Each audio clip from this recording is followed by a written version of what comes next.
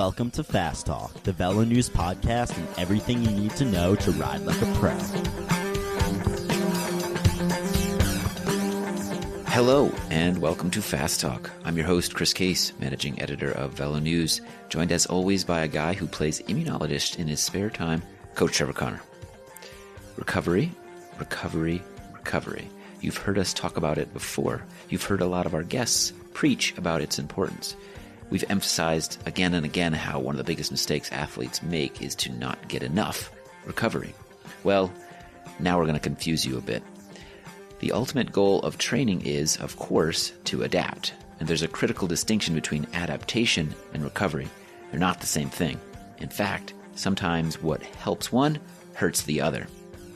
Recovery is about doing what you can so the legs are ready for your next workout. Adaptation is about the body repairing the damage caused by training. If the training provides enough stress, it will repair the system to come back stronger. But what's good for that repair process may have you feeling less than perfect on the bike the next day.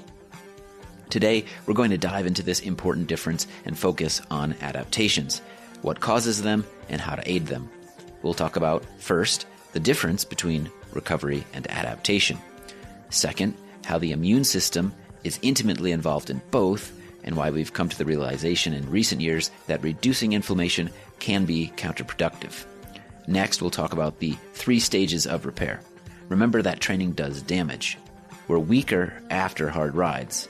It's during the repair process that we get stronger, and the immune system is the repairman here. Much like the local cable guy, the immune system is going to work at its own pace, regardless of what you do or say. Next, we discuss how there's a delicate balance between damage and repair, and when you get out of balance by doing too much training, it starts a vicious cycle that prevents further adaptations and leads to burnout. We'll talk with George Bennett, who put in a fantastic Tour de France performance, helping his GC leader, Stephen Kruijswijk, land on the podium. George discusses what he does to aid adaptations. Finally, we'll finish with a conversation about the things that do help adaptations and the things that hurt them, despite the fact that a lot of endurance athletes still do them. Our primary guest today is George Bennett, member of the Jumbo-Visma World Tour team.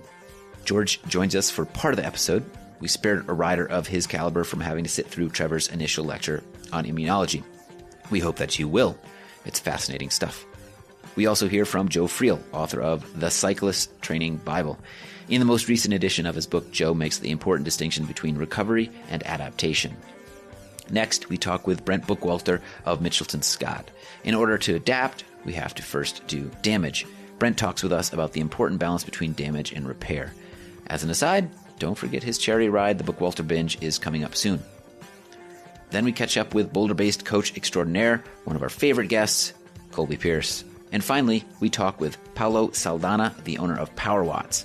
Paolo talks about ways to find the right amount of damage and why we should rethink taking antioxidants. One quick note, we recorded the part of the episode with George right after we had moved offices and were setting up our new studio. There were still some bugs in the system at the time. We apologize for any strange sounds you might hear. And with that, let's make you fast.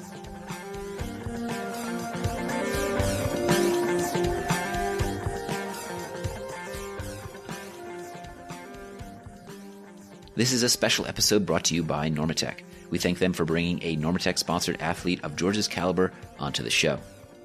Several years ago, Coach Connor did a deep dive into the research on both recovery and adaptations and how the immune system is involved.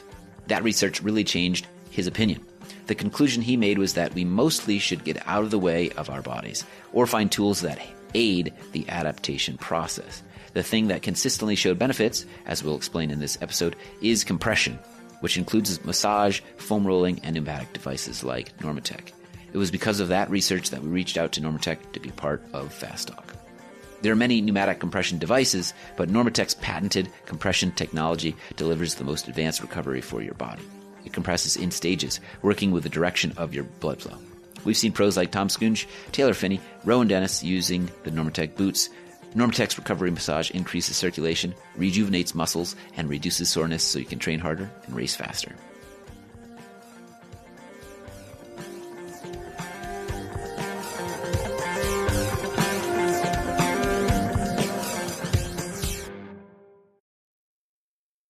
Well, I know you're looking forward to this one, Trevor, because we start off with an atomic nuclear nerd bomb.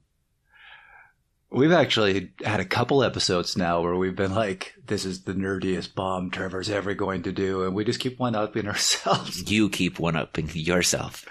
We are talking about immunology today. This is as nerdy in the physiology world as you can get. And my job, once again, to control you. Yeah, I came in, I showed Chris all my notes, and then Chris was like, yeah, no, I'm going to stop you. And you gave me permission to do what? To stop me. And tell you to do what? Don't be a dork. Was that your wording?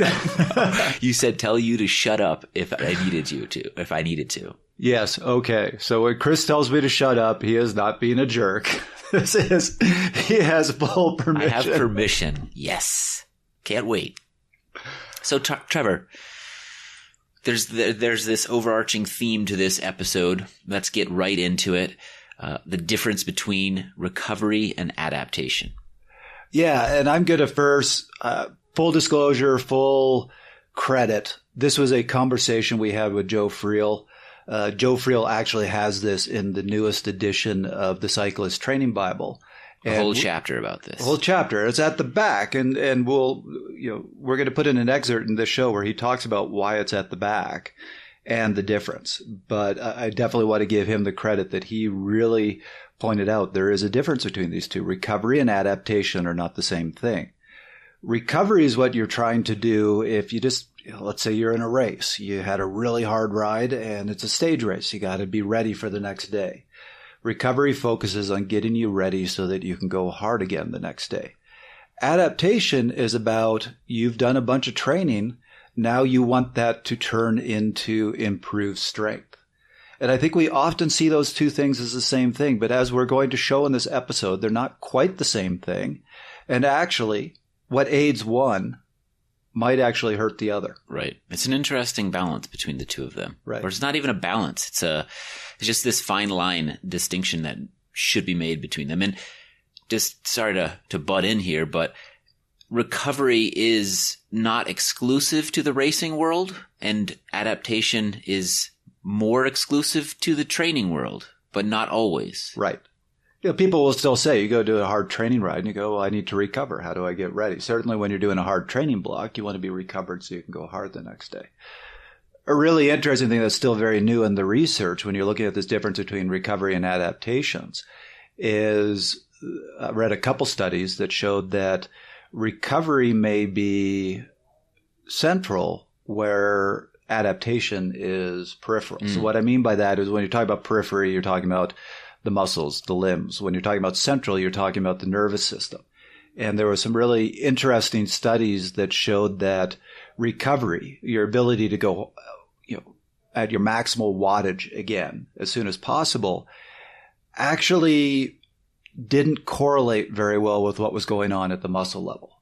But it did correlate well with at EMG activity, and found that actually when you really do some damage, when you really hurt yourself, like you do a hard race, after that you essentially get this neural suppression.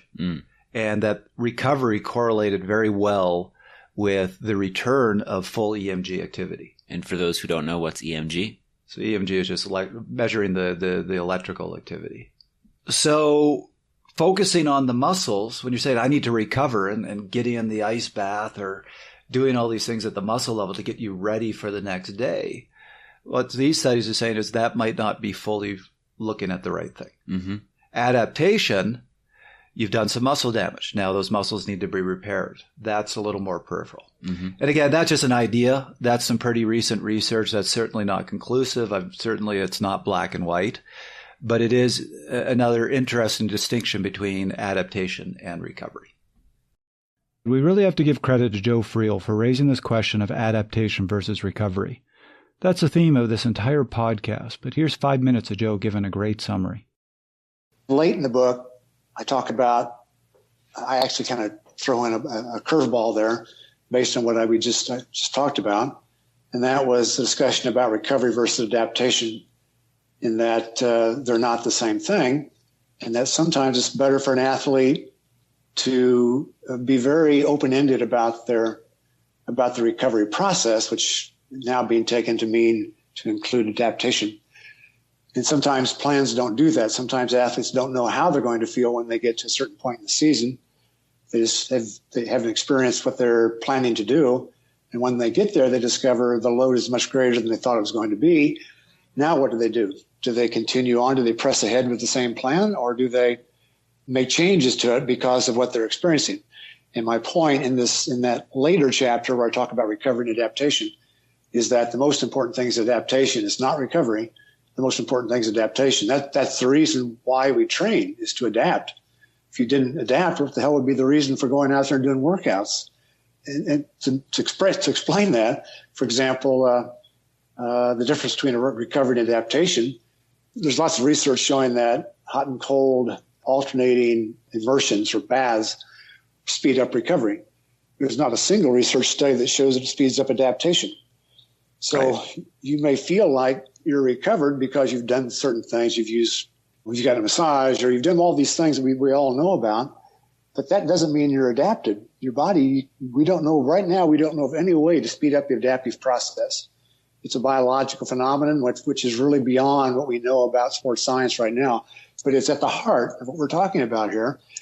And so the issue is that you've got to be able to differentiate these two terms, recovery and adaptation, and not be focused just on recovery, but also realize you've got to give your body a chance to adapt. And so what does that mean? Well, that means especially sleep, which is when hormones kick in and the body actually goes through the process of becoming stronger, if you will. And so even though I've talked about having a plan, I'm now toward the end of the book talking about how you've got to be ready to deviate from that plan because of the need to adapt as opposed to simply recover. So I tried to sneak that in toward the end because I wanted the reader to understand that all these other things are important, but this now becomes one of the most important things. You have to also give consideration to how are you adapting. So I actually wrote an article a couple of years ago on recovery modalities. I think it's probably the most boring article I ever wrote because you look at the most recent research and really where they seem to be heading is these things that make you feel better, like ice baths and ibuprofen and a lot of these things people use to recover. They block the inflammation, which is what causes the pain. Right. So you feel better. But we actually need that inflammation for the adaptation. So they show that icing and these things can actually slow down the adaptation process. That's right. And basically the gist of my whole article was get out of your body's way, let it do its thing.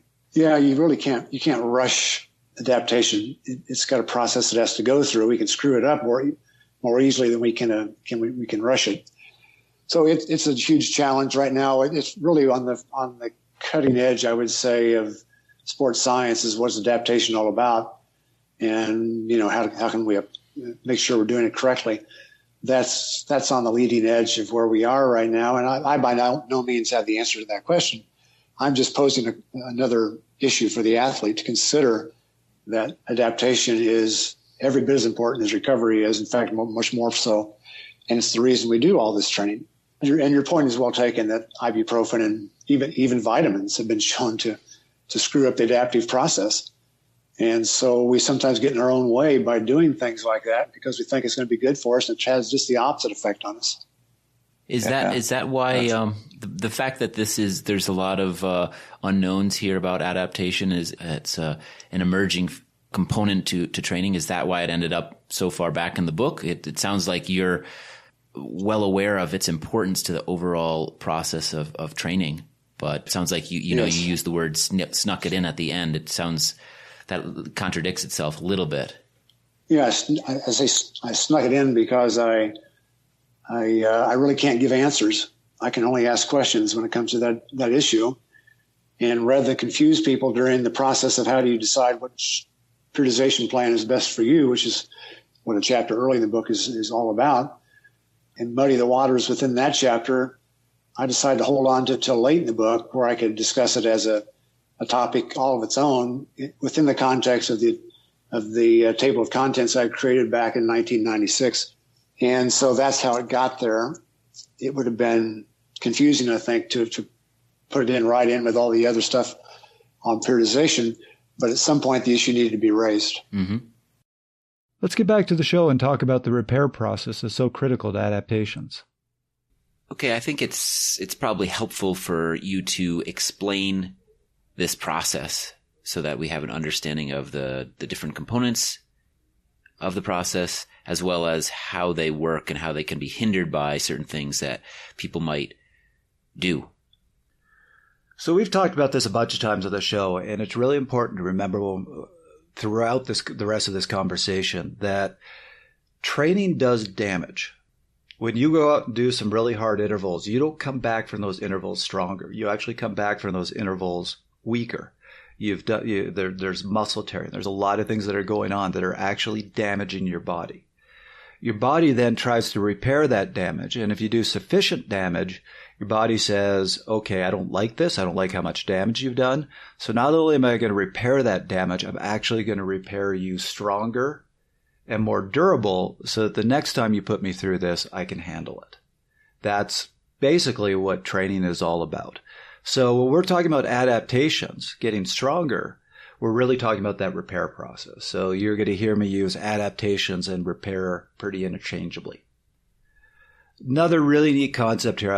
My thesis advisor, Dr. Lauren Cordain, this is one of his favorite expressions that I think really applies to this, is he says, nature never gives up a good idea. And one of the examples that he's actually been looking into lately that I really love is melatonin. Melatonin was invented by evolved? Yeah, you can't say by really. the first aerobic cells soon after the Earth developed an atmosphere to deal with all the damage from oxidative metabolism. So it was our first antioxidant. And that's what it was designed for. But nature then said, boy, this is really cool. I like this melatonin thing. We can use it for a lot of other things. So now it regulates sleep. It has actually a lot of roles in our body. So nature is great when we evolve something, invent something, whatever you want to call it, at saying, this is pretty cool. Let's see how we can use this. Our immune system is probably one of the most advanced systems in our body. It is highly energy demanding. So when you have something that's that important a part of your body that requires that much energy, nature isn't going to say, well, let's just use it for one thing. Mm-hmm. Nature's going to say, let's figure out how many things we can use it for. So maximize the return. Maximize the return, exactly. So we always think of our immune system. You get sick, the immune system jumps in and takes care of things. Immune system does a lot more than that. And one of the other things it does is repair. Mm-hmm. So the immune system is actually responsible for making us stronger. It is responsible for our adaptations, which to me is really, really cool. And that's something that was for a long time misunderstood, because we knew that when you go out and do training, when you do a hard raise, you get inflammation. And everybody went, well, inflammation is what you get when you get sick. So that's a bad thing. We don't want inflammation. So a lot of the old research on recovery, on training adaptations, focused on the inflammation, but focused on it as a bad thing. You want to reduce inflammation. So take your anti-inflammatories, do icing, anything you can to reduce that inflammation. That has been flipped. And that's what we're going to get into, because that inflammation is necessary. Inflammation is just basically the immune system being activated. It's obviously, I'm going to say this now so Chris doesn't tell me to shut up. But when we're talking about the immune system, everything I'm talking about from this point forward is going to be a dramatic simplification, because you can take any little bit about the immune system and spend hours diving into how complex it is. So all this is simplification. So I'm going to start with my first big simplification. When you are talking about inflammation, you are basically just talking about the activation of the immune system. So if the immune system is responsible for muscle repair, we need inflammation.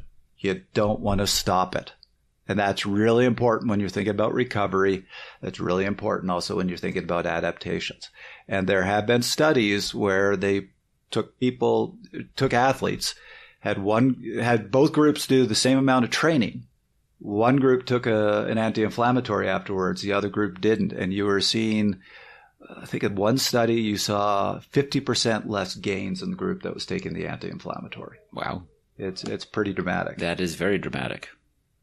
So this repair process, there are two key players in it, two key immune cells. You have your macrophages and you have your neutrophils. And if you remember your high school biology, those two cells are two of the key players in what's called your innate immune system. Mm. The immune system that doesn't adapt to particular viruses is just the immune system that's your first responder. It comes in. Think of it, every time I learned about immunology, we talked about it like an army, and each of the different types of immune cells was equivalent to a different type of soldier. Mm. And so your macrophages and your neutrophils are kind of your scouts. They're the first ones there to check out what's going on, and they're going to mount the initial defense while the real army gets ready and moves in, which is your adaptive immune system. When you're dealing with a virus, that's what's happening. But when you're talking about muscle repair, it's really just that innate immune system that comes in and does the work. There are 3 stages to this repair process, and I'm just going to run through them really quickly. Please do. Yes, you haven't told me to shut up yet. Well, you've been pretty succinct so far. Thank you. I appreciate this. You should see the length of the notes I'm skimming through right now. This is me. I'm used to this, so some people out there might be snoring at this point. We'll see. Yeah, we'll get some feedback. That's all right. My goal is to take all those things that you used to learn in high school and go, my God, that's so boring, and be like, wow, I never knew it could be interesting. At least that's how I go to sleep at night. Some people take melatonin supplements to go to sleep at night. Other people listen to Fast Talk to go to sleep at night. There you go. I just play recordings of myself. Kind of just go, am I that? Oh, I'm out cold. That's actually not how I go to sleep. Believe it or not, I actually go to sleep watching action movies. I went to sleep last night watching True Lies? True Lies? Get down, Dana! Yeah. Get down! I don't know why that puts me to sleep, but yeah, action movies. I love them. That's an old one. How did you land upon that? I love that movie. You love that movie. It's such a good movie. Dana, get down! Okay, 3 stages of the repair process. Yes. Arnold Schwarzenegger walks into a room. I wish I could do that accent because it'd be so fun to describe these 3 stages in an Arnold Schwarzenegger voice. You know, maybe macrophages come in and kill everything. Maybe we should get him on the show to do an episode on weightlifting. Yeah, we can talk about the whole adaptive process. Yeah, you take your steroids. Yeah, exactly. Lots of steroids. You just stick the needle in. Oh, I've got to learn how to do accents. We could have so much more fun. You can do a Canadian accent pretty well. No, I can't even do that. Oh, I suppose you're right. It's actually made me sad when I moved back to Toronto. Everybody was there was like, oh, you're from the States, right? I'm like, no, I'm Canadian. Can't you hear it? I can. Yeah. Nobody else does. The 3 stages of the immune repair process. Yes. The first stage is the pro-inflammatory stage, and this happens pretty immediately. So you've just done a really hard training ride. You've done damage in your muscles. When you have damage, that means that you're going to have some necrosis. You're going to have some breakdown of tissues. So the immune system needs to come in and clear out that dead tissue. So the first cells that arrive are your macrophages that are really good at phagocytosis, which is that like the look I just got from Chris. What? That basically breaking down dead cells, breaking down dead tissue. The other cells that come in are neutrophils, and they are cytotoxic. They release chemicals that help with the macrophages to break down that damaged tissue. So this causes inflammation. This causes soreness. This causes weakness. This causes all the things that you think of as, I don't want these. But it's necessary. First, you have to get rid of all that dead, damaged tissue. The second stage, which is somewhere around 36, 48 hours later, is you see the macrophages basically switch phenotypes. They switch their role. And they now actually start promoting an anti-inflammatory environment. They said, we've cleared all that dead tissue. Now we need to start the repair process. So they switch over, and they become anti-inflammatory. They reduce the inflammation. Then the third stage is when you finally, and this is about 48 hours later, is when you start seeing all the repair process. You see a rebuild of the extracellular matrix, and all these things that hopefully, if you've done your training right, are going to be built back bigger, stronger, and better than you were before.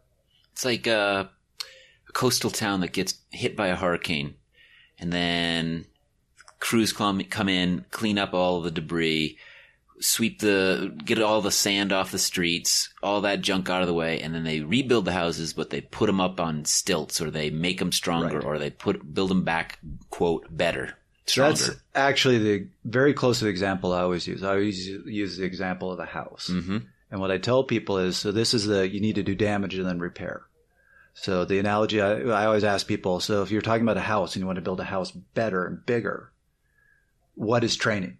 People always go, well, training is the repairman. I go, wrong. Training is the storm that comes in and damages the house. Mm-hmm. And then the repairman, when you're resting, comes out and repairs the damage before the next storm. Right. And so expression I always tell my athletes is don't rip roof panels off. This is why I'm against that kind of in-between sort of hard training that feels really good, because think of it like a repairman. If a moderate storm comes in and just rips a few roof panels off, repairman's lazy. Our immune system is lazy. It doesn't want to have to do more than it should. So it's going to come out, and as you said, it's going to first clear the debris. That's the inflammatory stage. But it's going to go, that storm just ripped off a few roof panels. I'll tack back on a few more roof panels, and we're going to have the exact same house we had before. Mm-hmm. So I always tell my athletes, if you want to get stronger, don't rip roof panels off, rip the roof off. Because then the repairman's going to come out and go, that's really bad. I don't like my roof being ripped off, so I'm not going to build back the same roof we had before. I'm going to build a better roof. Just don't burn your house down. That's burnout, yes. There we go. And this is also why rest is very important, because if you continue with the analogy, if all you are ever doing is storm after storm after storm and never give that sunshine for the repairman to come out and do repair, the house is just going to get beat up. And that repairman's going to do exactly what your body does, which is try during these storms or in between these storms to just keep the house from falling over. Right. And that's burnout. Another really important thing to point out about these three stages is the timing is critical. Mm. And you can't really influence the timing. And there are plenty of studies showing that if you delay those stages, make them take longer than they should, or even actually try to speed them up, you get fibrosis and you get scarring. Can't rush this thing. Right. It's going to take the length of time it's going to take. So a lot of the research is now saying for adaptation, the best thing to do, and I think by now we've actually played that clip from Joe Friel. He even says this, best thing to do is get out of the way. Mm-hmm. Let your body do what it wants to do in Right. the time course that it wants to do it in. Chris and I use this analogy of training being like a storm and resting being like a repair person who comes out and fixes the damage. The art of training is figuring out how to do enough damage and balance it with the repair steps that we just described. I talked with seasoned pro Brent Bookwalter of Mitchell & Scott, who feels that balance is the true art of training and one of the hardest balances to find. Have you ever found that when you're training really hard, you notice any sort of immune response? Do you notice any sort of inflammation? Do you notice any sort of symptoms of being sick when you know you don't have a virus? Or Yeah. I think from my experience of applying heavy loads of training to the body, whether it be in training or in racing, is that the immune system is deeply, deeply rooted in that process and that response. And, without a doubt, there's this breakdown and vulnerability that I feel like does occur with the immune system. And often during those periods of heavy race or training load, it's like I'm really riding that razor wire of being so close to being sick or falling apart, but also just about in really, really good condition, really in top form. And I think the signals and signs, can be confusing. I think if I just look at one of the most recent races I've done this spring in Tirreno Adriatico, that was without a doubt, the biggest load that I've had in my body up to this point in the year.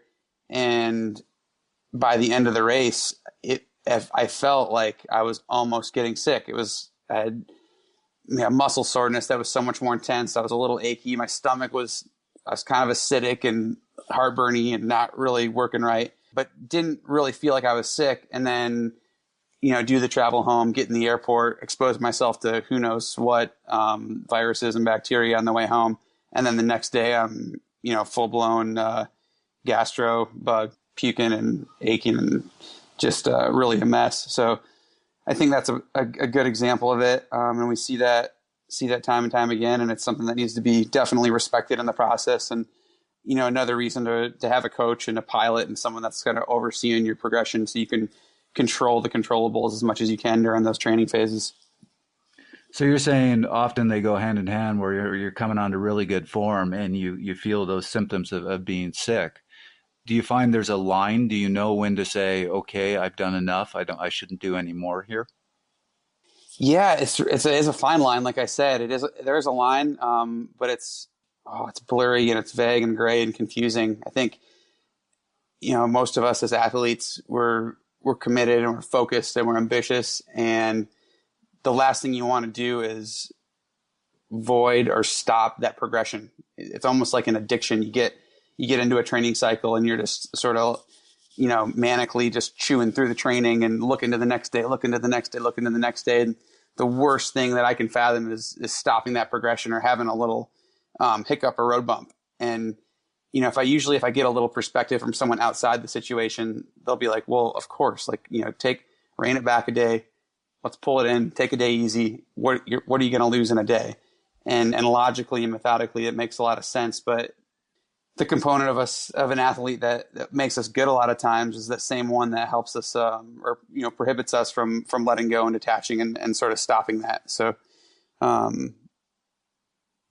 there's a line and finding that is a bit of the art, I guess, of training and the art of staying health and finding that sort of, magical peak condition that we're always looking for. But you're saying there's no magical formula for finding that balance, and it's sometimes hard for athletes to recognize it because the nature of being a good athlete makes you want to push through it. Is that accurate? Yeah, most definitely. Yeah, there's no magic formula, and I don't believe there's any training graph number that can tell you that. I think, like I said, that it really is that is sort of the art and the mastery of training and the pursuit of performance excellence.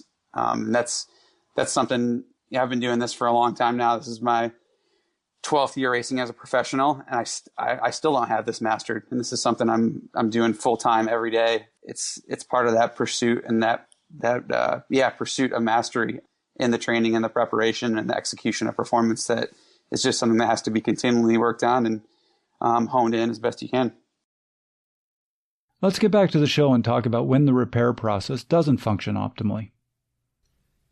So it comes back to that point we made right at the start, which is that it's all about balance between recovery and repair, between adaptation and recovery, however you want to phrase it. And if you go too far in one direction, it can lead to burnout. But what about in the other direction? Is there anything you can do there? Yeah, actually, so there is. Oh, by the way, something that's really interesting here that I forgot to mention, just that imbalance the other way. Mm-hmm. One of the things that gets out of balance, and I'm not going to go too deep into this at all, but there is a balance between what are called Th1 and Th2 cells. Mm-hmm. And I think it was Th1 is responsible for dealing with allergies. So if you are doing too much training stress, if you are getting out of balance and you push the imbalance towards Th1, this is one of the reasons why a lot of cyclists who are training really hard say developing allergies. Yeah. And they always wonder why. And some of that's an indicator that you're a little out of balance. But yes, there is one thing that you can do that again relates to getting a little bit out of balance. As I mentioned, those neutrophils come in that first stage with the macrophages, and they're cytotoxic. They release some chemicals that help to break down the dead tissue. That's good in moderation. But if you are out of balance, if you're doing too much damage, if you're not getting enough recovery, you can have too much of an elevation of those neutrophils, and then you start getting what's called secondary damage. Or if you did a really, really hard training ride or really, really hard race, you get secondary damage. And right now, what I've read in the research is they're looking for, is there a purpose to that secondary damage? Generally, the conclusions are no, you're just out of balance. That secondary damage is bad. A lot of the way the secondary damage is produced is neutrophils release reactive oxygen species. So we've all heard about oxidative damage. Mm-hmm. That's kind of a buzz term. Well, this is actually a place where it occurs. It releases two. One is superoxide dismutase, and the other one is hydrogen peroxide, and they can both be very damaging. This you don't want. This can be beneficial to prevent. That said, and we'll cover this later, don't start taking antioxidants. Mm-hmm. Part of the way of addressing this is training. It's really fascinating studies where they take amateur cyclists compared to pro cyclists. And what you see with amateur cyclists is when they do really hard training, the ROS gets way out of balance. With pros, you see their natural antioxidant defense systems really ramp up. And what's absolutely amazing is that pros, like when you take a Tour de France level pro, oxidative damage actually goes down because even though they're producing tons and tons of these oxidants, their natural antioxidant defense system ramps up even more. And you see a reduction. So this is why if you ever read a pro's training plan and go, I want to try that, don't. Because if you don't have that defense, which takes years to develop, you're just going to get a huge overdevelopment of ROS that your body can't handle. And what happens when the ROS becomes excessive, so this oxidative damage becomes excessive, it actually shuts down your immune system. Then you become immunocompromised and you can get sick. Right. And if we go right back to the beginning of what we were talking about, the immune system is responsible for adaptation. So if you shut your immune system down by training too hard, then you've done a ton of damage and you're not actually going to get any stronger because you've just shut down the system that's supposed to do the adaptations. Right. And you just spiral downward instead of upward. Vicious cycle. And this is why people, when they're in burnout, they're saying, I'm training really hard, but I don't seem to be getting any stronger and I just feel kind of flat and I'm getting sick all the time. This is what's happening. Huge buildup of this ROS, huge buildup of the secondary damage, getting immunocompromised, your body can't repair, and you're just on a downward cycle. Going back to the pros and their ability to cope with this, are you saying, or is the research saying that the amount of training that they do and have done over their careers and so many years slowly builds up a better and better defense system? So remember, this is what's amazing about the adaptive processes in our bodies. We adapt to almost anything. And one of the things we adapt to is oxidative stress. Mm-hmm. So if we produce oxidative stress, our bodies ramp up our natural antioxidant system. This is why I was saying you don't want to start taking antioxidants, because if you take antioxidant, your body's going to go, well, why would I ramp up my natural defenses? You're giving it to me exogenously. Thank you. I can't do a German accent or an Austrian accent. I also can't talk in English. Yeah, moving on.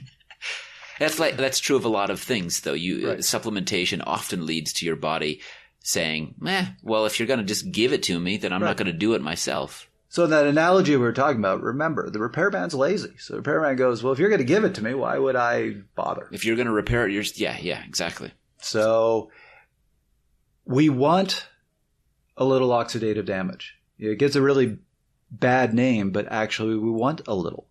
ROS is actually also a signaling molecule, and it's important in that adaptive process too. If we produce a little ROS, that actually promotes the immune system to repair. So again, if you take antioxidants, that shuts down that communication signal, and you don't get adaptations. Mm-hmm. So be careful about taking lots and lots of antioxidants. Mm-hmm.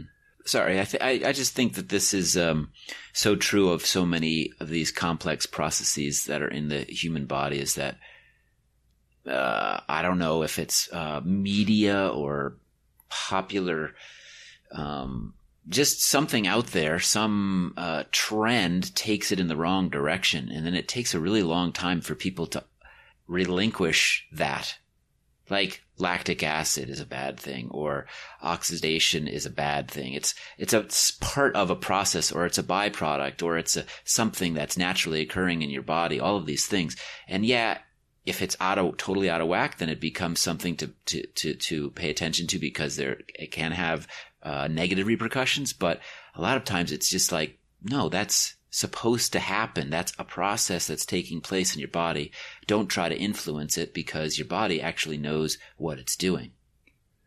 The more I've studied physiology, the more I've studied particularly exercise physiology, the more I've learned that our bodies are so much more complex than any machine that we have ever designed, and so sophisticated. The best thing you can do is just let it do its thing. Mm-hmm. It is actually remarkably good at doing its thing when you try to get in the way. And there are a couple rare exceptions. There are little things that you can do to help. We just talked about the secondary damage. Mm-hmm. There are things you can do to reduce that secondary damage. But for the most part, get out of the way. Let the body do its thing. Mm-hmm. And supplement industry hates to hear us say that, because they want to say, you take all this and you're going to be stronger and better and everything else. And I just rarely see that play out.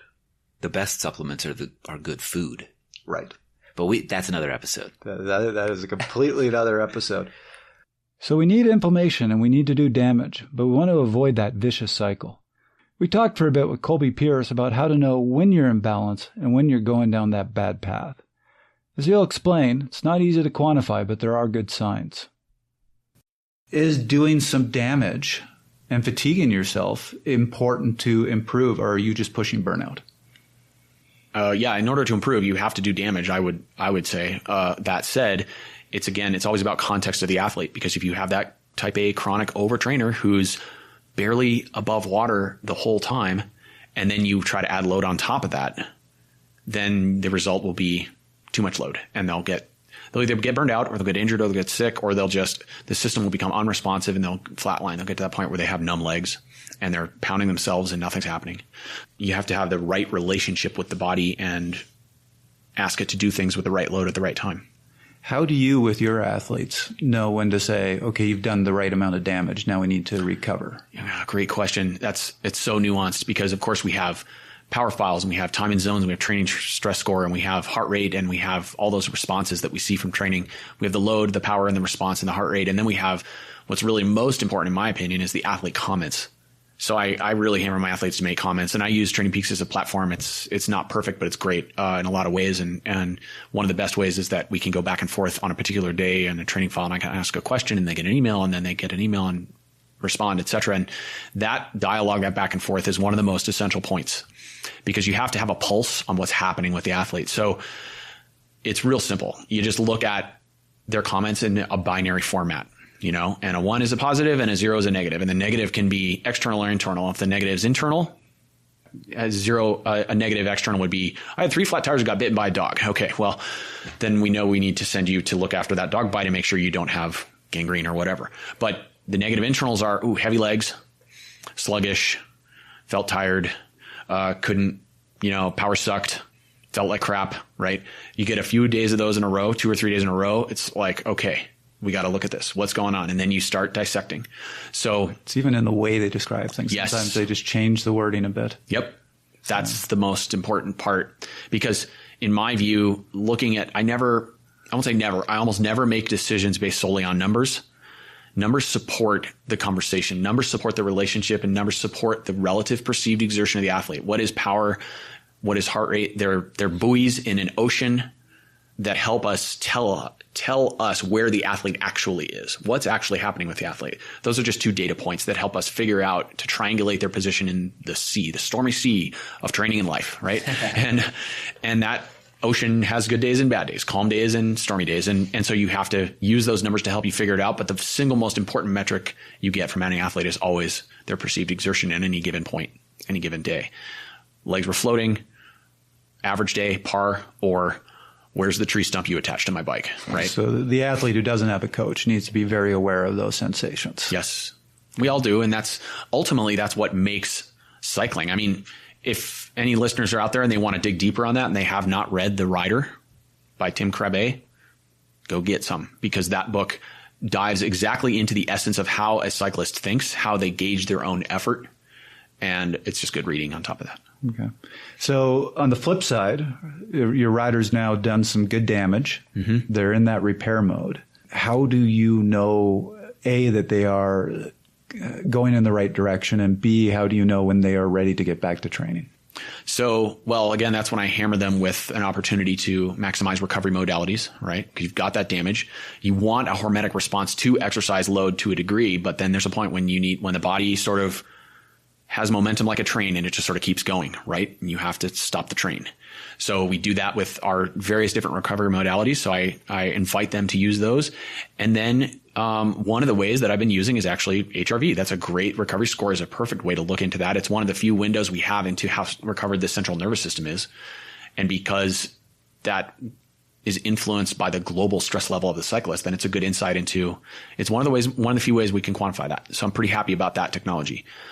But for athletes who don't have access to HRV or aren't using it, then you're reliant a little bit on their subjective sensations. You're reliant on their feelings of sluggishness versus not. And then you can see it in their numbers too. You know, if you're looking closely at their power files, you have them do a few test efforts, you can see when things get sparky. And one of the clearest ways was, okay, so the cycling version of a keyboard tap test. You want to do a simple central nervous system test? Time how many times someone can push a single letter on a keyboard in 1 minute. And when they're tired, they'll get a given number. And when they're awake and their body is responsive, they can type many more letter L's. Right? So what's the cycling equivalent of that? It's a 5-second sprint. Just have somebody rip a 5-second sprint as fast as they can, have them do 2 or 3 of them. Look at the peak power. It's pretty simple. And you just tell them to go for it. And when they're fatigued, their 5-second power will suck. Yes. And when they get fresher, it just goes up and up and up. So that's one little trick we can use to help see how recovered someone is. I do something similar where when an athlete's in a recovery week and they're starting to come out of it, I'll have them do a couple easy rides. But the first structured ride won't be intervals. I'll have them do neuromuscular work. Yeah. And sometimes they'll say, oh, I think I'm fine, I'm ready to go. They'll do the neuromuscular work. And it's... Yeah, and it sucks. And you go, no, you're not recovered. Sorry, pal. You need some more sleep. Yeah. Let's get back to the show and talk with our primary guest, George Bennett. So we're going to talk a little bit about those few things that you can do and a lot of those things you can't do, but maybe this is a good time to bring in George. Yeah. Yeah, we sat down with George Bennett. He had just come off the Tour de France, had an exceptional ride there. At one point was sitting in 4th place overall, working for his teammate, Stevie Croiswick, who ended up 3rd. George, had a few incidents in the last week of the race, had some crashes. I think he actually got a little bit sick. He might mention that in the interview. But yeah, we were talking to him as he's coming off one Grand Tour and leading straight into the Vuelta. So, oh no, he was going to another stage race. Right. And then going to the Vuelta. Yeah. Just, something normal humans don't want to do. Yeah, this is for professionals only. Yeah, that's building a lot of Ross. Yeah, exactly. So it was a great, in a sense, it was a great time to talk about him because he was really walking this tightrope, coming off one Grand Tour, building for another one. How much does he need to recover? How much did he come out of that tour adapting from the hit that he just took? How much did he need to do to prepare for the Vuelta? So it was a really interesting time in his season. So you think you'll be ready to go for the Vuelta? Yeah, I don't know. It's really hard to tell. It could go either way. You've just done the hardest 3-week training you could do. You could be absolutely flying, or your body's just so punished that you could just creep. So I think the next 2 weeks are pretty crucial, but I'm optimistic. I think I can be ready. Have you ever done this combination before? Yeah, I have, and I've done it twice actually. And the first time it worked really well for me. I ended up 10th in the Vuelta. First time I was in the top 10 in the Grand Tour. I did the Tour. The next weekend I did San Sebastian, and the next weekend I did Olympics.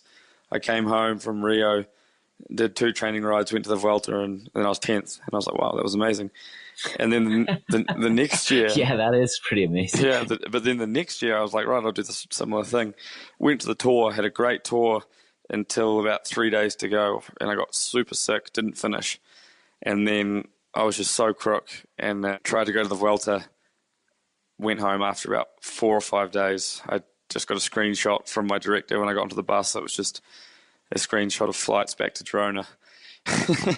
So he was like, right, time to go home. So they sort of sent me home because I was just creeping. And so that didn't work out well for me at all. So I've done it twice, and yeah, I'm hoping I can replicate the first time.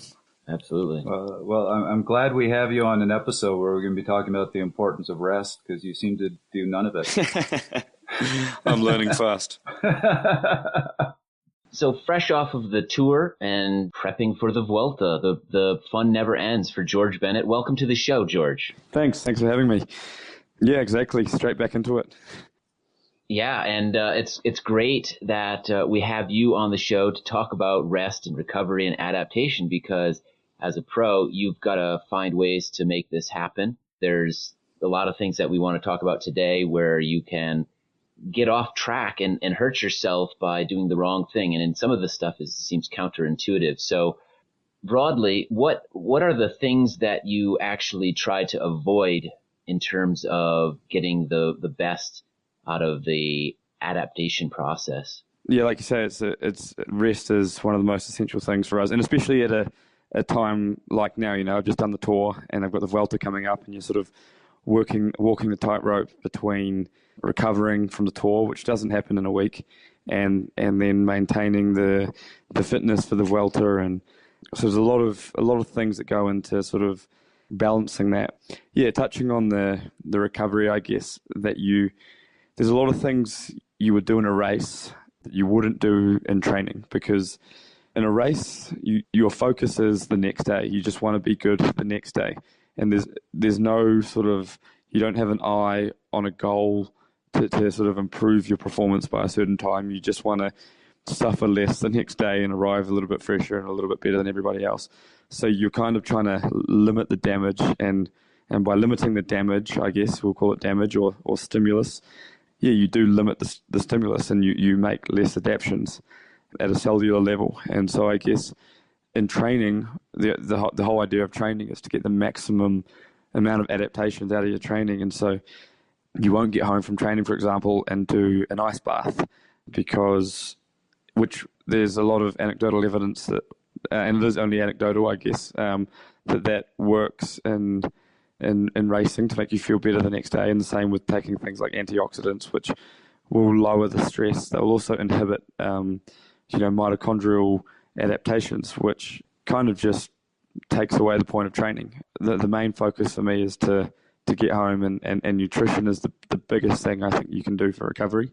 And then when you get into races, you bring in a lot of other little things. So you're really talking here about the fact, and we addressed this before we brought you on, that there's a difference between recovery or focusing on recovery and focusing on adaptations. So from that practical standpoint, you've already talked about in a race, you might take some antioxidants, you might take an ice bath. That's not the sort of things you would do to maximize adaptations. No. What are some of those things that you do to aid the adaptation? Is it just get out of the way and don't take anything? Or you mentioned nutrition. What do you do in your nutrition? I mean, there's a number of things. I mean, one of the main things, away from nutrition, is you're looking at, for example, heat. In a race, in a hot race, we get in and we have, ice gels straight away, internal cooling. We put an ice vest on if we're on the rollers. We get in the bus, have a cold shower. It's all about getting the core temperature down. Whereas in training, you want that heat adaptation. I mean, there's a lot of evidence to say that heat adaptation is more effective than altitude training. There's even, I don't personally do this, but there's I know guys that will get in from training and even have a hot bath or a sauna or something, which, can make you feel rubbish the next day. But it does give you a massive stimulus for your body to make those changes. In terms of nutrition, I guess I approach pretty, from race day and from training, I approach them pretty much the same. I mean, the first thing you do is I get in the door and I use it as an excuse to smash a block of chocolate and a bag of Haribos to just get the quick sugars in. I think it's a lot of guys do that, and I guess it comes in different forms. And in a race, there's a recovery shake that's sort of customized with the right ratios and the right amounts per rider per weight. Whereas at home, I'm a little bit more relaxed about things and I just smash what I like. And then obviously, protein's pretty key, and then a big carb meal. But, again, it is slightly different. I mean, in a race, you might do low salt, for example, if it's not super hot, because there's some people find they swell up if they have a lot of salt, if they've been eating gels and bars all day and drink mix, which does have a lot of salt in it. Whereas in training, you're eating banana cake and bocadillos in Spain. So what else do you do to promote adaptation? And let's actually there's two sides to adaptations. Obviously, first you need a stimulus from which to adapt. You're not going to adapt if you're just sitting there on the couch. So when you're going out and doing your training, how do you know when I've done enough damage that I'm going to get an adaptation out of this? What are the things that you look for? And what are also the clues that, boy, I've done too much now? There's not a sign I have where I think, okay, now I've done enough. But you just look at the workload that you're doing. You say, yeah, this is, if I'm doing a 30-hour week and pushing hard up hills, I mean, it's a lot easier to know when you've gone the other way, when you've done too much and you just get this sour feeling in your legs and you're lactic every time you stand up and you're struggling to get out of bed in the morning. I mean, that's when you know you've done too much. I mean, there's sort of some vital signs also you can look at, your heart rate, if it's elevated in the morning and not going up on the bike. They're all your key signs. But yeah, it's not, I guess training, I train quite differently, I guess, to a lot of guys. But I look for the stimulus being a massive endurance stimulus, so by doing long hours, and then try and do as much altitude as possible and doing not necessarily intervals, but riding hard up high, because that gives a massive stimulus for your body to, it thinks, what the hell is this? There's not enough oxygen going on. It forces some adaptation. And same with the heat, if you can ride in the heat, it doesn't feel great, but it does force your body to make those changes. And then you also have to allow your body to facilitate the changes by feeding it enough and letting it recover enough, because there's no good having the stimulus. You can put all the stimulus you like, but if you don't allow your body the resources or the time to make those adaptations, then, you've just suffered for nothing. How much does mood play a part in where you are on that balance between overreaching and fully overtraining? Yeah, I mean, I guess I'm pretty fortunate in the fact that I love riding my bike. I genuinely enjoy going out for a ride, especially long rides, and I'm fortunate enough to live either, in Andorra, where it's just beautiful training, same with Girona, and same in New Zealand. So I think if I was in Belgium, or I would somewhere, where it's hard to get out, I think, yeah, I think there would be a huge factor where how you are day to day. But I just had a week off after the tour, and I was really sick and everything like that, but I was still looking forward to going out for a long ride. When you are training, or when you're in training mode and you're really trying to build, is it just I'm training hard all the time, or are you trying to do a certain amount of work and then say, okay, now it's time to take a couple of days rest, let all that adaptation happen, and then I'm going to hit again? Or is it just constant training? No, I definitely, I make myself do really big works. It might be a block of sort of 2, 3, I'm a guy that doesn't race so much. I can train myself really, really well into form. Like, I didn't race between California and the tour. So, after Cali, I really had some time off, and then I got stuck into some work, some endurance stuff, and came to Andorra and did a really big shift. Pulled some couple of really big weeks, but I wasn't doing intervals. I was just riding. And then, it sort of got closer to the tour, and I did need to do some specific stuff, not high intensity, but just, maybe some strength work and things like that. And before I did that, I needed to feel good. So I took 2-3 days really easy, let that endurance kind of soak in, and then started the next block where I did sort of specific stuff, where I went into it a bit fresher.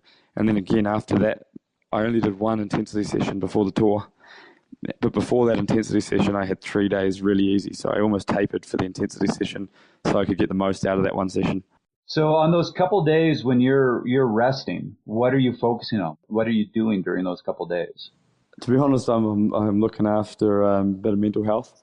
I'm not really worrying too much about riding my bike. I mean, I do make a conscious effort, like before the tour, if it's a really important race, to stay off my feet, because that does seem to give me this really bad, heavy sensation in my legs if I've been standing up and running around.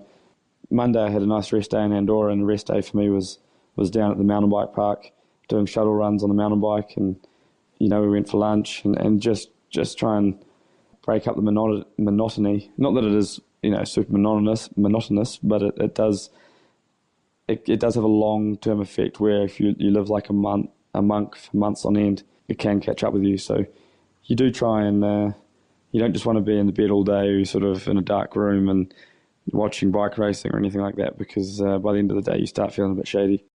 So it sounds like during those couple of days when you're just letting it settle in, when you're letting it adapt, it's mostly just get out of the way, let your body do its thing. It doesn't. You haven't really brought up any big techniques to recover. In terms of things I focus on, there's nothing. I mean, I do make sure you do need to look at nutrition on those days, and obviously they are great days to do the. I still go through a routine in terms of a bit of stretching. I always chuck the Normatec boots on actually, but I do that after every training day as well. Like today, I just went out on the TT bike, come home, had lunch, put the boots on, watch a bit of racing, and or whatever's on. The last for the tour, it was the Cricket World Cup. That was every day. But on rest days, I think you need to make sure you eat enough, because there's a tendency for cyclists to think, oh, I'm not training today, and they eat a salad for lunch and a salad for dinner, and they don't really recover. So I think that's a key factor. And I like riding my bike on the day off, because as much as there's this active recovery and there's pros and cons of that, but I think more than anything it's about getting out and enjoying a nice day and an easy ride with friends, stop for a coffee, and just enjoy the fact that someone's paying you to ride your bike on a rest day, the same as they did the day before when you suffered for 6 hours doing intervals. So I got to ask, did you just say cricket? Cricket, yeah. Yes. That'll help anybody recover by putting them to sleep. It's a civilized form of baseball, the skilled form of baseball. Okay. So this is how Canadian I am. I was on my high school cricket team. Really? Yes, we actually played in Canada. Were you a batter or a bowler? I was a batter. I had this big, heavy bat that I actually, before I got into cycling, I was much heavier. And so I had this big, heavy bat that nobody else on my team could really use. And I could just whale the sixes. And that was all I was good for. What were they bowling at you in Canada? Medium pace? We all sucked. So basically the reason I could hit sixes was just because it was brute force. None of us had any skill whatsoever. So it was fun. And basically everybody listening to this podcast is just like, what the hell are you talking about? This is true. Even the guy sitting in the same room with you, Trevor. You gotta love a sport where they have a position that's actually called silly. Yeah, sums it up. Silly it off. You brought up Normatec. And so, we have said from the outset they are sponsoring this episode, but we brought them on because as we're showing with the science, the one thing that really has been proven time and time again to help with recovery is compression. That's one of the big things. But right now we're talking about adaptation. Yes. That was the question we were going to ask you. Are the Normatec something that you just use in a race to help you recover day to day, or do you find there's an adaptive benefit? No, like I put something like Normatec in the same category as massage. It's not an inhibitor of a stimulus. It just allows you to go good the next day.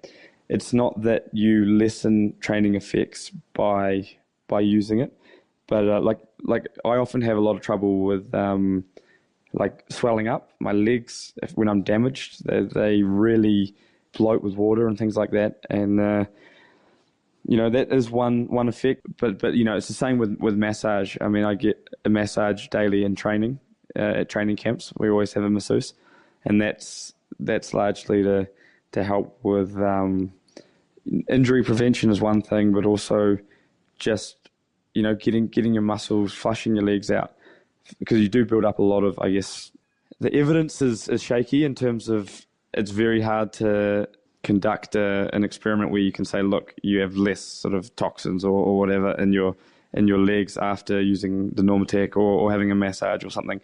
But I have to go with anecdotal evidence, and I always feel a lot better after being on the boots or having a massage or, just a good flush out. But like I say, it's not an inhibitor of a stimulus like, say, taking a few thousand milligrams of vitamin C might be. So actually, it's great that you brought that up. We were actually talking about this before we brought you on the show. When you're looking at that adaptive process, The first stage is where you actually have an inflammatory response and your immune system comes in and clears out all the dead tissue.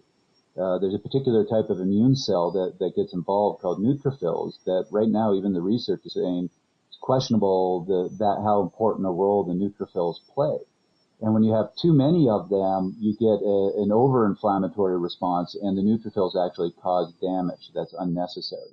And there have been some very recent studies with massage and compression showing that they change that inflammatory profile, and they might actually reduce that unnecessary secondary damage. They might reduce those neutrophils. So there actually is now some true evidence for what you're saying might just be anecdotal. Right. Okay. Yeah. Okay. So I guess I'm not keeping fully up to speed with the latest. I sort of go on a policy of what works for me, what feels good, and things like that. But I do have a lot of trouble, especially in grand tours, where I just gain huge amounts of weight, and it's impossible for it to be fat because it just doesn't add up. You're not eating 7,000 calories extra a week than you're putting out to gain 3 kilos.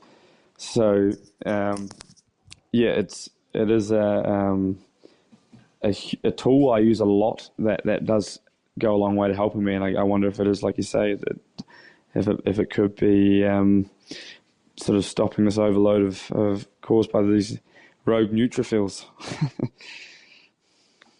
Well, so if you have a huge inflammatory response, often you can have a fluid buildup. So that's fascinating. When you say you're doing the tour, you're putting on weight, and as you said, it's obviously probably all or mostly water. How much weight do you put on over the course? Well, in my first Giro, and in the Vuelta last year, actually, that might have been my record. I think I was about 4 kilos heavy at the end of the Vuelta. So that's crazy. I mean, my numbers, I was creeping by the last week. I started off great, but I had a really bad last sort of 8 days. And I think a lot of that was from weight gain, because you do the math. If you're doing 6 watts a kilo, you then have to chuck out another 24 watts. If you're 4 kilos heavy, I mean, 24 watts is massive. You train a lifetime to get 24 watts on your threshold, it's big. But actually, in the tour this year, it was a lot more manageable. I almost didn't gain weight at all. Well, I mean, there was days I was up and down, but overall, we were using the boots and things like that, and that on transfers we would use the boots, and every night I would use the boots before bed, and I think that helped a lot. How much time on average are you using the boots at a race like the Tour, and then in training? Because I also have a massage, I'm doing about 30 minutes a day. In training, I can go up to an hour, depending if I fall asleep. Yeah, sounds about right. I've actually, staying at Chris's place, I've seen Chris basically do that. He puts the boots on, turns on the TV, and just falls asleep. Yeah. See, I put the boots on, and then I sit there and read about neutrophils and pH-17 and all these things that nobody else in the world wants to hear about. Right, yeah. No, I don't delve into the, what was it, TH7? TH-17, which actually isn't related to this. I always bring that one up because that was the focus of my thesis, so it just is always at the back of my head. But in this case, we're talking about neutrophils, we're talking about macrophages, we're talking about IL-6, and please tell me to shut up. Right. Shut up, please. But no, I have seen what you're talking about, which is when I do a big training block, I will notice by the end of that block, I actually really struggle to get my shoes on. I get so much swelling. It's the same thing. I put on the weight, and I have noticed during those big training blocks, if I'm pretty religious and use the boots every day, I get less of that edema in my feet. And sounds like that's what you're experiencing at a much higher level. Yeah, I mean, there's a number of, I guess, causes for it. I mean, it can even be like if I do a low carb training, and push it a bit hard and hunger bonk, the next day I can often be heavier. I guess it's some kind of massive stress response from your body where it's sort of survival going, hold on, there's not enough food or there's not enough water going around. And when you do get it, it's sort of, I guess, the water at least, or it could be, obviously inflammation because you've just damaged the cells and haven't given yourself the necessary nutrition to repair them. And it's just, but yeah, I do notice when I've pushed it a bit far on low carb or something like that, I do get a response that is a bit heavier. Whereas when I take a few days easy, I often return to normal weight. If, this is what I was sort of experiencing last year. But yeah, like you say, with the boots, I guess it helps flush all that stuff out, and it's been far better this year. So we just heard from George about how, for him, the Normatecs are helping him flush out his legs, get that stuff, all that waste material out of his legs. Are there other things that you can do to aid in this process? And yeah, tell us, Trevor, what about Normatecs? Are they doing what they're supposed to be doing? So maybe before we go to what works, quickly touch on what doesn't work. Okay. Yeah. So we were talking about the 3 steps and how you don't, that is inflammatory, that inflammation is necessary for adaptations and muscle repair. And you mostly want to get out of the way of that process. You don't want to do anything that reduces inflammation. Mm-hmm. And again, this is where recovery and adaptation can be a little bit different, because if you're trying to recover for the next day, you don't want to be sore. You don't want to have 5 extra pounds of water in your legs or whatever it is, and your feet unable to fit in your shoes. So that's where you say, I'm going to reduce the inflammation. I don't care that my adaptations aren't going to be as good. I care about the results tomorrow. Right. You sacrifice a bit on the adaptation side to improve performance because of recovery in between stages or whatever the case may be. Right. So that's recovery. And in recovery, yes, sometimes reducing inflammation is good. But when we're talking about adaptations, you don't want anything that reduces inflammation. So icing, taking anti-inflammatory medication, these are the things you want to avoid. Yes, they might make you feel a little bit better, but you're going to be weaker for it. And there is evidence, there is research to show that. So the question is, what we're saying, mostly just get out of the way to let your body do its thing. Is there anything that's beneficial? And where we can jump back to is we were talking about that secondary damage. The one thing that seems to have no benefit is when neutrophils go overboard. You get a lot of secondary damage, and then your body also has to repair that. And that's not adaptive damage. There are things that can help that. The other thing is making sure you have the right inflammatory profile. There's a lot of what are called cytokines that are involved in the whole inflammatory process. Some are more damaging and inflammatory than others. Some actually promote repair and reduce, ultimately, inflammation in a good way. They spent years studying massage. I kept saying it doesn't benefit. But what they were doing with massage was trying to see if we give you a massage and then you do a time trial the next day if you're strong, if you're faster. Yeah, it was they were looking at performance and not adaptation or not recovery. And then they started looking at, does massage help with DOMS? But going back to some of that research I talked about at the beginning of this episode, that some of this recovery process might be central, then really massage isn't going to help you very much. Sure. There's been some really cool studies recently where they looked at massage and inflammation, its effect on the inflammatory profile. They looked at massage and its effect on this whole repair process. And that's been expanded to, so massage is part of a series of tools called compression. So massage is part of that. So are the Normatecs. Anything that basically puts, literally what it says, it compresses the muscles. Foam rolling as well. And what they are finding more and more is both in aiding with recovery. There's a lot of things that can help you get ready for the next day. Compression is one of them, but there's other things, like we said, that can help with recovery. But when you're talking about adaptation, the only thing that they've really seen that helps is compression. Again, without diving into the different types of cytokines, they found it alters the cytokine profile. And that seems to aid these stages, B, reduce a lot of that secondary damage that we were talking about. It also seems to help reduce the secondary damage by, I'm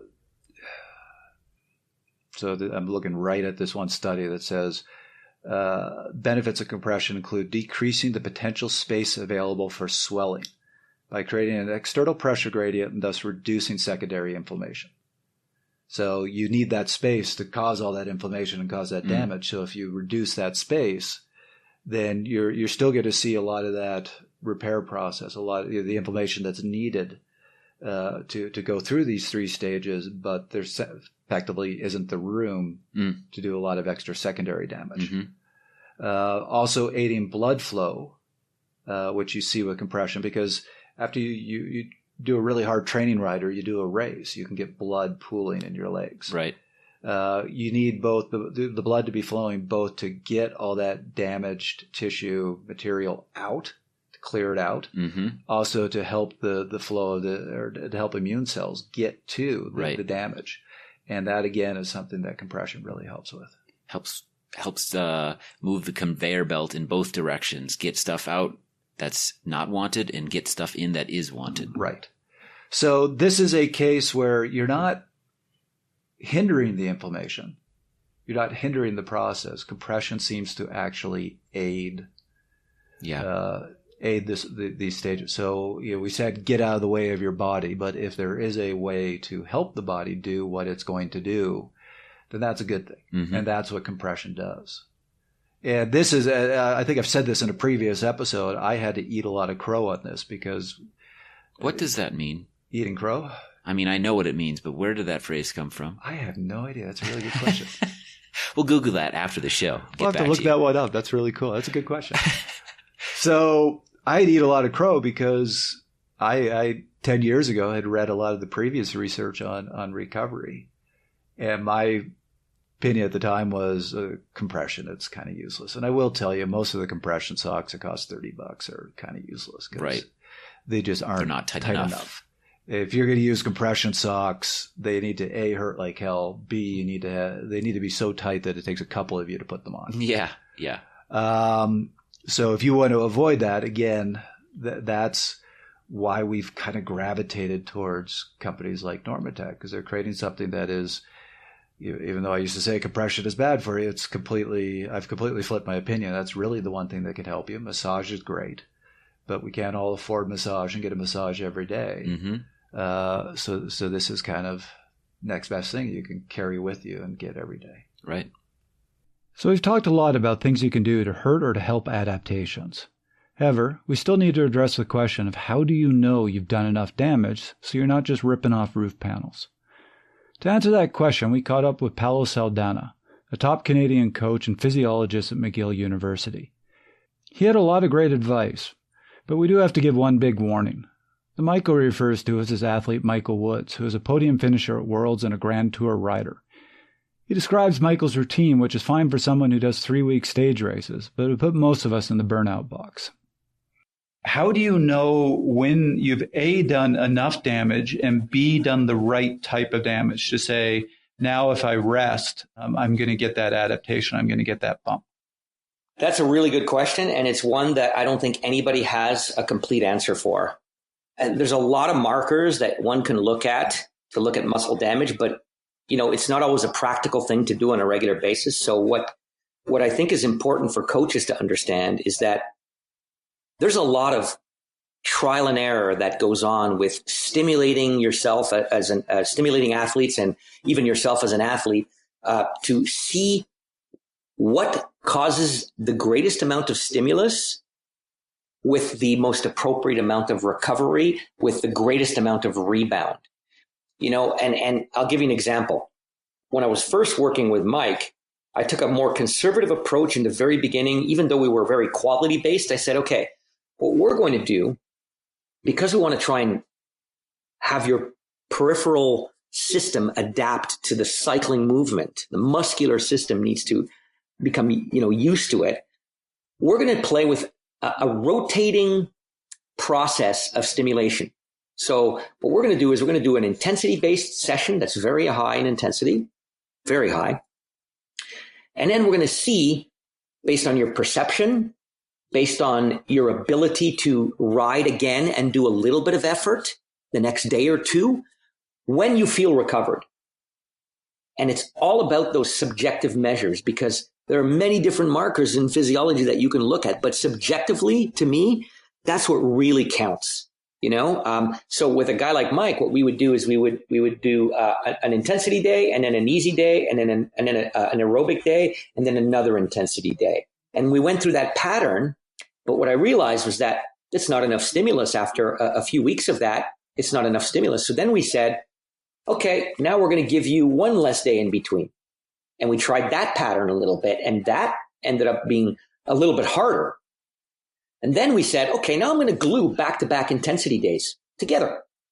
And I got to the point where I was actually able to glue a triple intensity day pattern with Mike. So I would do 1 day intensity, 1 day recovery, 2 days intensity, 1 day recovery, 3 days intensity, 3 days recovery. So that process is what I call hyperstimulation. We know that we're impacting all these changes, and we're causing muscles to break down. We're stressing the system significantly. And the only question is how do we know how much to give? And the only way I found that out is trial and error. It's through the progressive introduction of these training sessions that really led me to understand that this athlete can handle this. And I know that he's recovering because he's more than able to perform on a fairly regular basis in training, and it's shown up in his racing. Now, when he goes to a race, there's many races that he's told me, Paolo, he said, that was nothing. That was way easier than those 2 sessions we did the other day, that race. So, and the other piece is, I'm not going too much into the detail of the problem with introducing muscle damage, but I will say that I think athletes should be careful. I know a lot of them, there's some interesting ideas out there, but I think a lot of athletes do take a sort of antioxidants. Yep. And, there's a lot of oxidative damage that goes on in the system when you actually stimulate it to that level. And my question to you guys is, why is that bad? In fact, genetics dictates that we adapt to damage. We adapt to damage by making ourselves better, whether it's layering more fibers, whether it's, increasing the neurotransmitters for a particular type of fiber that's more power-based or more glycolytically based rather than more oxidatively based. So there's a lot of different things that we stimulate when we're overstimulating a muscle. And when athletes take antioxidants, my question is, are you mitigating to a degree some of the stimulus that you're trying to get? Are you buffering your body's capacity to make itself better by doing that? Well, part of the adaptation is that our bodies build their own antioxidants. I actually just read a fascinating study where they looked at oxidative stress in elite cyclists versus recreational, and showed that in elite cyclists, when they were training hard, the net balance between oxidative stress and natural antioxidants improved when they trained hard. It didn't get worse. Which is, things like superoxide dismutase, they're highly damaging in there. And so for sure, that's one of the reasons I mentioned, do you want athletes taking antioxidants if what you're trying to do is induce cellular changes that are a response to the damage you've created? And if your body's natural capacity is to do that by itself, are you hurting it by trying to add elements to combat that damage? Do you understand what I'm saying? I agree with you completely. Your body is not going to produce adaptations in its own antioxidant defense system if you're providing it with exogenous sources. Exactly. It's like the old days when they used to do, testosterone 25 years ago, when it was a big drug in professional cycling. You basically drain your body's ability to produce your own when you take exogenous sources. It's the same thing with other stuff. So, the whole package is so important when it comes to exercise immunity. And I work with Nigel from the EF Drapac team on Mike a lot, and he comes up with some great strategies. And he also is a really important piece of the nutritional element of how Mike did Worlds this last year, and will continue to be so in the future. Let's get back to my favorite part, the 1 minute. All right, Trevor, you know what time it is? 1 minute? Time for your 1 minute, and I'm going to let you go first. You realize we forgot to ask George to do 1 minute for this episode. Well, I know. That's because you're going to go first, and you're going to go third. And when you go third, you're going to do it with a New Zealand accent in the body of a 110-pound Grand Tour rider. Did you just hear my Austrian accent? I don't even know what a New Zealand accent sounds like. It's not Australian and it's not British. Yeah, you're going to do that. I'm going to give it to you in Canadian English, and then you can do All right, it. we'll put the filter. We'll put the Kiwi filter in post. Okay. On the voice and see how it comes out. All right, 60 seconds. Ready, set, go. So my 60-second is inflammation. The right type of inflammation is good. That is a reversal of the way we used to think, and it's a really important way to think about things. So you don't want to keep doing these things after your training rides that reduce inflammation, because you're just hurting your adaptive process. For the most part, as we talked about, our bodies are amazing at this whole process. So get out of the way. There's a couple things. We talked about compression that can aid it, but you want to aid the body in what it's doing. You don't want to fight the body of what it's doing. The last point that I'm going to make with all this is there is a balance here. And if you get out of balance in that damage side without enough time for the repair process, you get in this vicious cycle where you start causing lots of secondary damage. You start overproducing ROS. ROS then shuts down your immune system. Your immune system is what handles the repair process. So now you can't repair that damage, and you're just doing more damage, more ROS, and you burn out. So training, as we've always been talking about, is about finding that balance between stress and recovery. That's how you adapt. Chris? Well, I would reiterate something I said in the episode. I think it's important enough to state a couple times, and that is your body does things for a reason, and it knows what it's doing, so to speak. So I think that before you start popping pills or doing interesting things to try to aid this and aid that after a long training ride or after a race, you should take a step back and say, well, my body really does know how to take care of itself if I get out of the way. So maybe I shouldn't be doing that. Maybe I should instead be letting it run its course. And with the information in this episode, of course, you know what process is taking place, and you know now what you shouldn't do, what few things you can do to supplement what your body's already naturally doing. And I think you'll be better off for having done it that way than if you just start throwing everything at it that, you know, some brand out there tells you you should be doing. Like it. So now George's? George. All right, go ahead, George. You're on the clock. I got to try that. So I'm certain George's 1 minute here is on July 12th when he was sitting fourth at the Tour de France. Mm-hmm. Chris and I went and time trialed a climb called Superman here in Boulder, which is a Category 2 climb. Mm-hmm. And we both beat George. Yeah. So I'm certain George's 1 minute is as strong as he is. Boy, he wishes he was like us. Oh, yeah, right. And we are going to ignore the fact he had his heart rate. He averaged a 138 heart rate up that climb, but we know for certain his max heart rate is 140. It wasn't that he was going easy. Yeah. What do you think? Would that be his 1 minute? Yeah, probably. I think you're right. You want to add to that? Something useful? I think that George would say, what would George say? 2 Grand Tours in a year is really hard to do. Especially with a stage race in between. Especially with racing in between. But it can be done if, I don't know what, if you get lucky. No, if you take, look, in the episode, he's done it multiple times. Sometimes it works, sometimes it doesn't. This is all garbage. I think he wouldn't say any of this, so we should cut all of this out. Well, I think what he would say to this is that balance that we were talking about gets really tricky. Yeah. And even at a guy at his level, as he said, sometimes it works and he gets 10th at the Volta. Other times he doesn't even finish. Yeah, it's a fine line. That's how easy it is to get out of that balance. And once you get in that vicious cycle, you're done. Mm-hmm. Yep. That was another episode of Fast Talk. As always, we love your feedback. Email us at fasttalk@velonews.com. Subscribe to Fast Talk on iTunes, Stitcher, Spotify, SoundCloud, and Google Play. be sure to leave us a rating and a comment.